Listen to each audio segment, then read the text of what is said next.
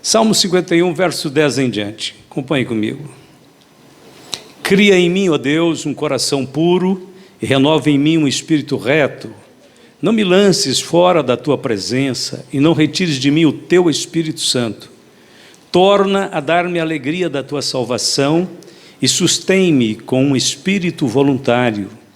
Então ensinarei aos transgressores os teus caminhos e os pecadores a ti se converterão. Livra-me dos crimes de sangue, ó Deus, Deus da minha salvação, e a minha língua louvará altamente a tua justiça.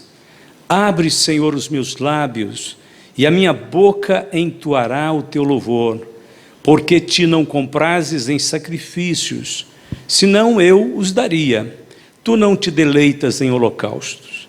Os sacrifícios para Deus são um espírito quebrantado. A um coração quebrantado e contrito, não desprezarás, ó Deus. Eu quero falar hoje sobre a cruz como o único lugar da verdadeira restauração. E eu quero que você curve a cabeça para que oremos um minuto. Querido Pai Celestial, adoramos o Teu nome, Senhor, reconhecemos a grandeza da Sua bondade e misericórdia. Louvamos a Ti pela vida de todos que estão agora ouvindo a Tua palavra, vão receber a Tua revelação, pedindo ao Senhor que toque nossas vidas, que traga, Senhor, conforto, consolo, sabedoria e entendimento espiritual, que nos conduza a este processo de restauração. Em nome de Jesus, nós oramos, te agradecendo. Amém? Podeis sentar. Como eu disse, eu quero pregar sobre restauração. Deus fez com que alguns homens do passado caminhassem à nossa frente, a fim de que nós pudéssemos aprender com eles. Um desses homens foi Davi. A triste história da queda de Davi foi registrada no capítulo 11 do segundo livro de Samuel. Davi, por alguma razão, em um dado momento da sua vida, ele se esqueceu do seu passado de glória, da aliança que o Senhor fizera com ele, e acabou ofuscando o brilho da sua brilhante carreira como um servo de Deus. A queda de Davi ocorreu exatamente no tempo de suas maiores conquistas. A Bíblia diz: aquele, pois, que cuida estar em pé, olhe, não caia. Davi tinha cerca de 48 anos de idade. É quase inacreditável que um homem que escreveu 73 salmos, que possuía um caráter especial, que era amado por toda a sua nação, é inacreditável que ele tenha descido tanto. Davi era chamado de o homem que foi levantado em altura, ungido de Deus, do Deus de Jacó, o suave em salmos de Israel, aquele por quem o Espírito do Senhor falou. Não obstante todos esses predicados, Davi desceu ao fundo do poço. Havia-se passado um ano já, e Davi pensava que todos haviam esquecido a sua transgressão. Mas de repente chega Natã, o profeta. Você sabe que Natã fez na casa de Davi, no palácio. A Bíblia diz assim, irmãos: não erreis, Deus não se deixa escarnecer, porque tudo o que o homem semear, isso também ceifará. Porque o que semeia na sua carne, da carne ceifará corrupção. Davi estava, num certo sentido, já se sentindo confortável, um ano depois da sua queda, do seu pecado. Mas Natã chega ali e lembra Davi a sua trajetória vergonhosa. Natã foi um homem altamente corajoso, porque ele estava revestido do Espírito Santo de Deus, porque Natã advertiu e chamou a atenção de um rei. E o mais interessante é que Davi, ao ouvir a admoestação, a advertência daquele profeta, aquele homem de Deus, se era uma coisa que Davi tinha, era sensibilidade. Quando Deus realmente começava a falar, Davi se calava. Davi sabia quando era Deus que estava falando. E Davi percebeu que era Deus que estava usando Natã, porque os reis daquela época podiam matar qualquer um que aproximasse ali dele com palavras duras, corretivas. Os reis não aceitavam isso, mas ao contrário, a Bíblia diz que Davi quebrantou-se e disse: sou eu mesmo este homem que fez todas estas coisas loucas, sou eu mesmo. Então, quando Davi se humilha diante do profeta Natã, e é claro, diante de Deus, Natã recebe ali mesmo também no palácio uma palavra de Deus para Davi. E ele diz: Davi, Deus te perdoou. Porém, este porém muda toda a história agora para frente. Porém, as consequências físicas, morais e psicológicas do seu pecado são inapagáveis. Deus está cancelando a sua dívida com ele, mas você tem uma colheita relacionado com as questões morais, psicológicas, físicas, que serão inevitáveis. Essa colheita é inevitável, é compulsória. Natã diz: agora, pois, não se apartará a espada jamais da tua casa, porquanto me desprezaste e tomaste a mulher de Urias, o heteu, para ser tua mulher. Assim diz o Senhor: eis que da tua própria casa suscitarei o mal sobre ti, e tomarei tuas mulheres à tua própria vista e as darei a teu próximo, o qual se deitará com elas em plena luz deste sol, porque tu o fizeste em oculto, mas eu farei isto perante todo Israel e perante o sol. Mas não era só isso.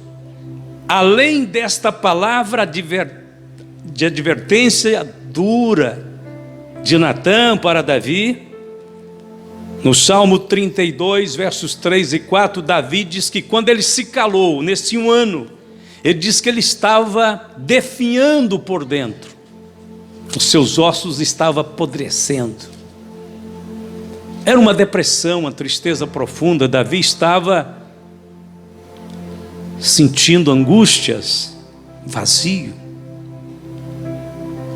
Ainda na casa de Davi, o profeta Natã diz para Davi: e a mulher e a criança fruto deste adultério que você cometeu vai morrer.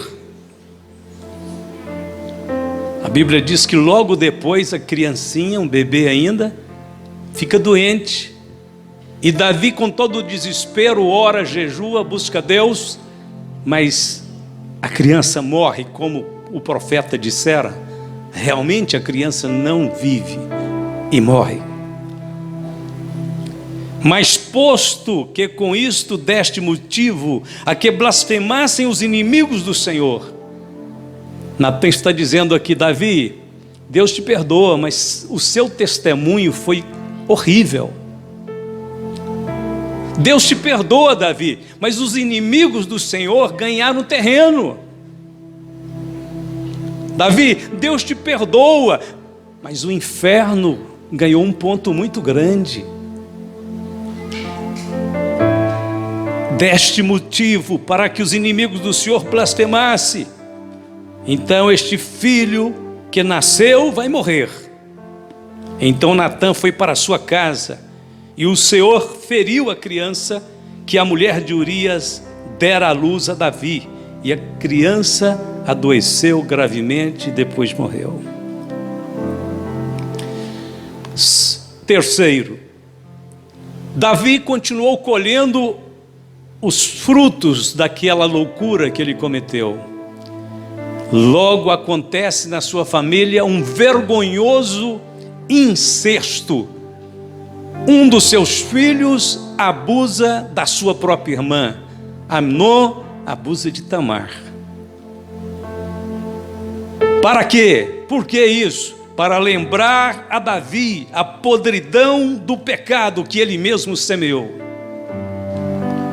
Logo a seguir, o Amnon, que abusou da sua irmã Tamar, é brutalmente assassinado pelo seu outro irmão Absalão, que estava com ódio dele porque tinha abusado da sua irmã. Davi tem que conviver com essas desgraças. Filho matando filho, irmão matando irmão. Absalão então mata Amnon para lembrar Davi, ou seja, a colheita estava lembrando Davi da morte de Urias.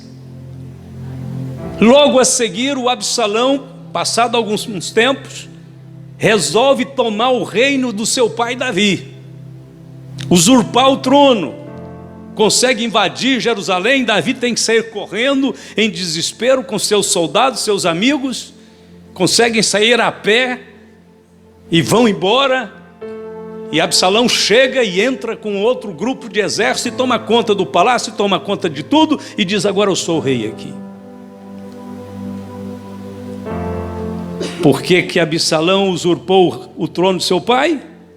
Porque Davi tinha usurpado também o direito de Urias ser o legítimo esposo de Batseba. Quando Davi está fugindo de Absalão, está passando por uma vila, aparece um homem meio maluco, estranho, com pedras na mão, jogando pedras em Davi e nos homens de Davi, e começa a xingar e dizer: seu maldito, homem de sangue, Deus está te punindo, você é maldito. Um dos soldados de Davi disse: Davi, você quer que eu vou lá e corto a cabeça dele e cesso ele de falar? Davi disse: não, pelo amor de Deus, Deus está permitindo ele falar isso para mim, deixa ele falar. E ele jogava pedra e gritava e dizia: maldito, maldito. As provocações de Simei no meio daquela estradinha onde Davi fugia do seu próprio filho, era para lembrar a Davi que quando a gente se mete com o pecado, Satanás tem direito de zombar de nós.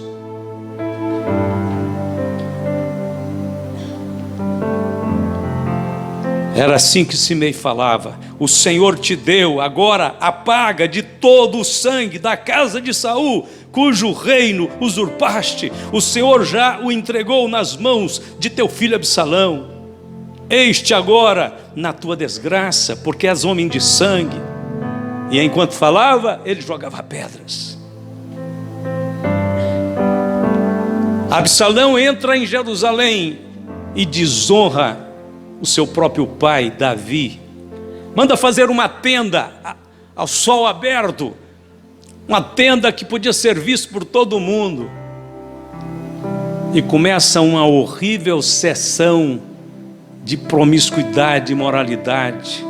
Ele abusa das concubinas de Davi, a sol aberto, diante de todo Israel. Por que isto? Para lembrar que Davi também desonrou a Urias. E por fim, Absalão está nesse processo de tomar o reino de Davi, e lá na frente, onde Davi esconde com seus homens, Davi tinha muitos homens com eles preparam um plano para revidar contra Absalão, e sai e diz: Davi, nós vamos recuperar o reino, pode ficar aqui, não precisa de ir. E Davi diz: olha, vão então, mas, pelo amor de Deus, não faça mal a Absalão, ele ainda é meu filho. E eles vão e processam a batalha, e naquela batalha Absalão começa a perder, os soldados de Absalão começam a morrer, e Absalão então retira, sai em retirada, em fuga, montado no seu cavalo, seus cabelos longos, e a Bíblia diz que ele embaraça no meio das árvores, o seu cabelo enrosca num galho de árvore, e o cavalo vai embora e ele fica pendurado pelo cabelo. Um dos homens de Davi vem e vê, mas não faz nada, volta para o acampamento e diz para Joabe: Absalão está pendurado numa árvore pelo cabelo. E ele disse: por que você não o matou? Ele disse: o rei não disse expressamente que não era para a gente matar o Absalão? Ele disse: cale a boca, estou perdendo tempo com você. E corre lá, tira uma espada e atravessa Absalão e o mata, o que vai causar grandes lágrimas, dores, desespero em Davi, porque quando chega a notícia dizendo Absalão está morto, Davi desespera-se, sai gritando e dizendo: Absalão, Absalão, meu filho. Por que isto? Porque essa morte traiçoeira? Porque mataram Absalão contra as ordens de Davi? Isso era para lembrar a Davi que Urias também foi morto por traição dele, quando ele mandou jogar Urias no fogo de uma batalha para morrer.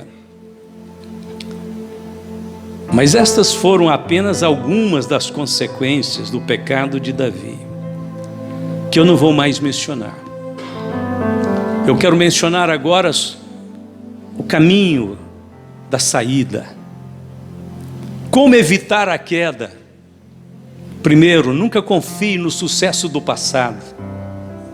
Cada dia tem-se início uma nova caminhada que exige de cada um de nós uma nova atitude de fé. Não adianta ficar contando as glórias do passado se o teu presente não condiz, não combina com a vida de um servo de Deus. Segundo, depois de grandes vitórias, muito cuidado, depois de muitas grandes vitórias, tenha cuidado. Depois de você conquistar aquilo que você estava sonhando, construir a casa que você imaginou, comprar o carro que você queria, muito cuidado. Depois das vitórias, há uma tendência em quase todos os grandes líderes, homens importantes da história, vem a ociosidade. Então, depois de grandes vitórias, renove a sua consagração a Deus. Sede sóbrios, vigiai, porque o diabo, vosso adversário, anda em derredor, bramando como leão, buscando a quem possa tragar. Terceiro, saia depressa do lugar da tentação.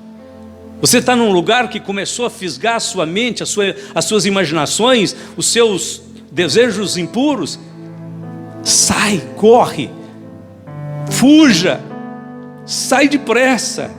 Não veio sobre vós tentação senão humana, mas fiel é Deus que vos não deixará tentar acima do que podeis. Antes, com a tentação dará também o escape, para que a possais suportar.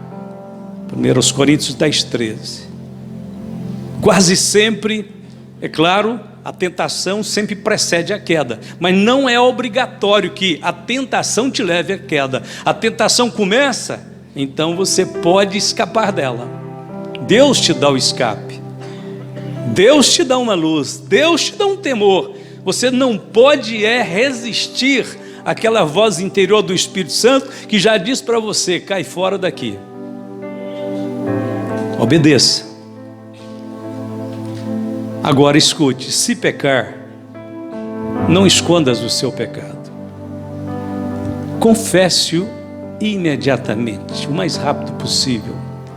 Peça perdão a Deus.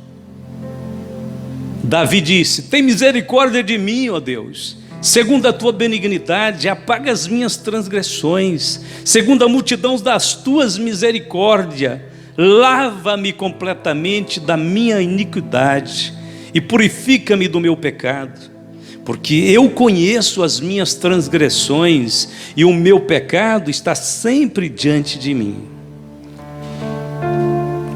Davi suplicou a Deus que lavasse o seu coração, limpasse a sua vida.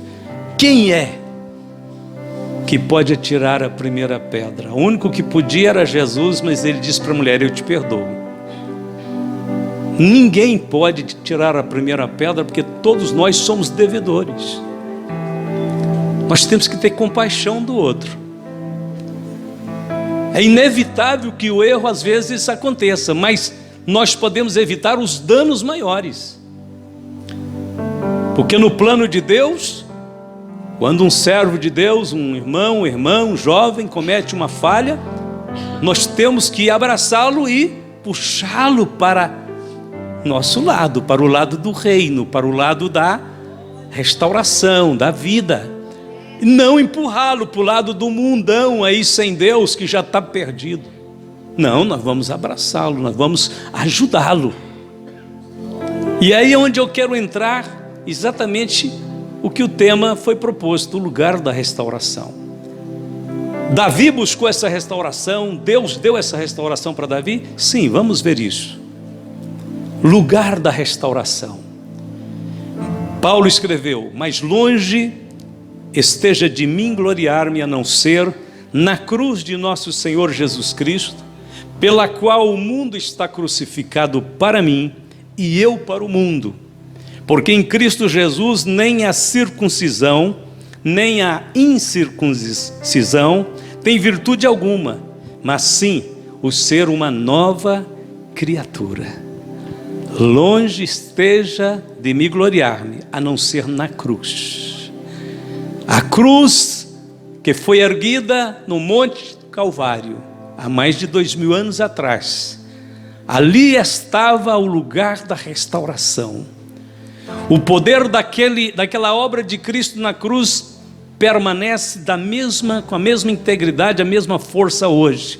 Jesus pode perdoar qualquer pecado de qualquer pessoa, em qualquer lugar do mundo, se essa pessoa se volta para Ele como Davi, arrependido, e diz: Senhor, purifica-me, Senhor, lava-me, Senhor. Deus pode purificar por causa daquilo que Jesus fez. Você fala: mas e o caso de Davi foi antes da cruz? Deus podia também purificar Davi, colocando a dívida na conta do Calvário. Foi um débito, ficou na conta. Quando Jesus foi à cruz, Ele pagou pelos pecados de Davi e pelos pecados meus também. Passado, presente e futuro. Jesus Cristo morreu para efetuar uma salvação eterna, ontem, hoje e sempre. A cruz é o lugar da restauração. Ali Jesus tomou sobre si a culpa e a punição dos nossos pecados. Só existem duas coisas possíveis na vida: ou nós corremos da cruz, ou corremos para a cruz. Você está correndo da cruz ou correndo para a cruz? Isso é que faz toda a diferença na vida de um ser humano. Se formos sábios, nós vamos correr para a cruz. Quando nós corremos para a cruz, nós também temos a feliz surpresa de encontrar com nosso Salvador. O apóstolo Paulo estava ciente de que uma mensagem baseada numa morte tão humilhante como a morte de cruz, esta mensagem era algo totalmente oposto à sabedoria do mundo. Todavia, Paulo sabia que esta era a única mensagem que apontava para a remissão dos nossos pecados. Os cordeiros, as ovelhas, os bezerros do passado eram necessários, porém incompletos. Somente Jesus Cristo, como Cordeiro de Deus, podia prover o sacrifício completo, perfeito, definitivo para tirar os pecados do mundo. Paulo declara: porque a palavra da cruz é loucura para os que perecem, mas para nós que somos salvos é o poder de Deus. A palavra loucura neste texto, no original grego, é moros, e se refere a algo irracional, estúpido, sem sentido. Como assim? Jesus morre lá na cruz e eu tenho perdão? Como assim? Onde está a lógica? A nossa lógica não tem valor nenhum diante da sabedoria de Deus. A Bíblia diz que Deus aniquila a sabedoria dos homens. Aprove Deus salvar os crentes pela loucura da pregação. A palavra da cruz, ela é poder e sabedoria de Deus. As pessoas que não têm ainda fé em Deus, fé em Jesus, para eles a palavra da cruz é moros, algo estúpido, sem sentido. É assim que as pessoas que estão na incredulidade pensam do Evangelho.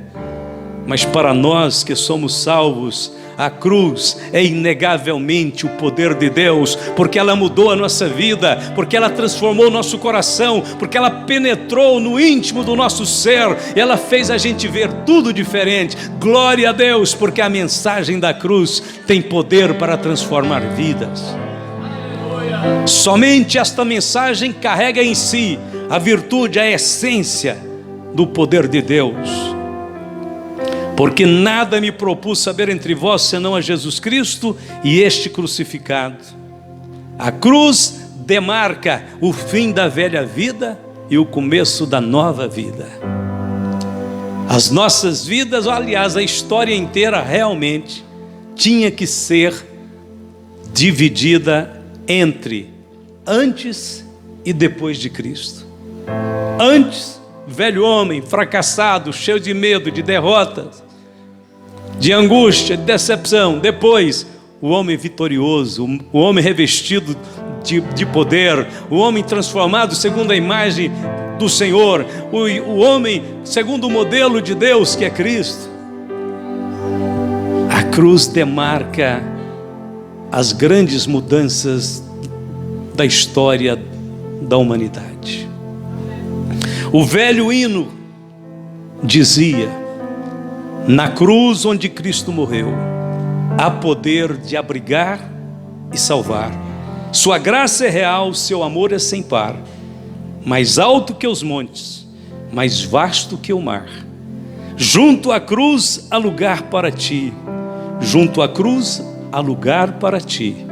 Milhares já vieram, mas ainda há lugar. Junto à cruz há lugar para ti. Sem Cristo não podes viver, sem Ele não podes vencer. Perdão obterás, vida eterna terás. Jesus dar-te-á tudo o que for necessário. Junto à cruz há lugar para ti. Junto à cruz há lugar para ti. Milhões já vieram, mas ainda há lugar. Junto à cruz há lugar para ti. O processo de restauração de Davi demorou 10 anos. Mas Davi clamou para quem podia salvá-lo. E por isso Davi recuperou a simpatia do povo, a autoridade sobre a nação, o trono, a comunhão com Deus, a delicadeza do seu caráter, que era muito lindo. A Bíblia diz: onde abundou o pecado, superabundou a graça de Deus. Para um grande pecador, eis aqui uma grande salvação. O ponto mais alto da graça de Deus está na presença de Batseba, na genealogia de Jesus, ao lado de Tamar, Raabe, Ruth e a virtuosa Maria.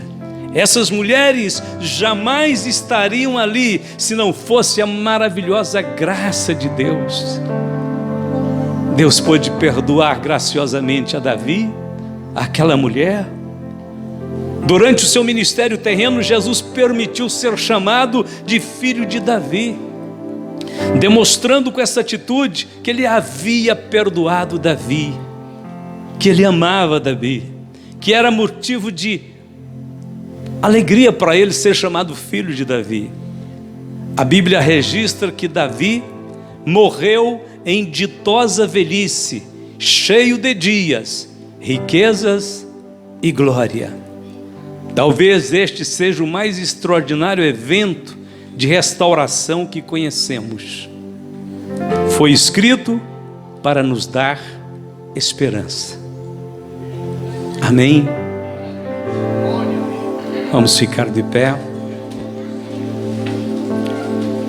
Curve a sua cabeça. Se alguém nesta noite, se alguém neste lugar quer pedir a Jesus para entrar no seu coração, quer dizer: Jesus, eu quero ser salvo, eu quero ser perdoado. Se alguém nessa noite quer dizer: Jesus, eu vim aqui, não sabia o que ia acontecer, mas já entendi, o Senhor está falando para mim que o caminho da salvação é este.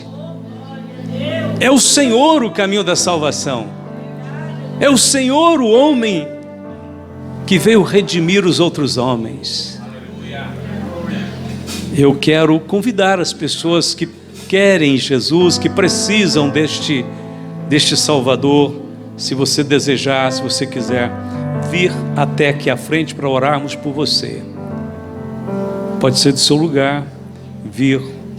Este apelo, este convite serve para crianças, para adolescentes, para adultos, para idosos. Não importa a fase da vida que você está. Enquanto vivemos, Deus nos dá a oportunidade de fazer a decisão pelo caminho da vida eterna. Só existe um caminho para a vida eterna e este é Jesus. Há alguém nessa noite que quer vir receber Jesus? Não precisa ter vergonha, nem ficar acanhado. Resolve o problema da sua alma. Não preocupa com o que as pessoas vão pensar ou falar. É importante você dizer para você mesmo: eu tenho uma alma eterna. Eu preciso o dia que Deus me chamar, eu preciso de entrar no céu. Eu não posso ficar do lado de fora. Vem, irmã, pode vir, irmã, vem mesmo. Mas alguém pode vir. Aproveite que a gente está dando um tempo maior aqui. Sabe, irmãos, Jesus disse assim: vinde a mim todos que estão cansados, oprimidos, eu vos aliviarei. Vem, irmã, vem, irmão, vem mesmo. Vem, Jesus te ama. Não tem ninguém que quer você mais bem do que Jesus. Jesus tem um especial apreço, admiração por você. Você é a menina dos olhos de Deus. Imagine o quanto Jesus ama você. Ele morreu por você. Olha, se tivesse só uma pessoa pecadora neste mundo, se fosse só eu ou só você, Jesus vinha do mesmo jeito e morreria só por conta de nós. Mas graças a Deus que Ele morreu para a salvação de todos. Mas alguém, nesta noite, abraçar o Salvador e ser abraçado por Ele? A cruz é o lugar da restauração. Hoje nós vamos chegar diante dessa cruz maravilhosa, onde Jesus pagou por nossos pecados. E ali, nessa cruz, você encontrará paz, você encontrará restauração, encontrará alegria, encontrará razão para viver. Vamos orar. Querido Deus e Pai, nós te adoramos, Senhor, pelas vidas preciosas que o Senhor tem reunido neste templo esta noite. Cada pessoa que está dentro deste templo, Senhor, da sua maneira pessoal de pensar, de orar, que agora o Senhor possa ir ao encontro. Essas pessoas preciosas estão aqui à frente, estas irmãs, e o Senhor possa agora tocar nesses corações, encher essas vidas, fazer uma grande obra, Pai Santo.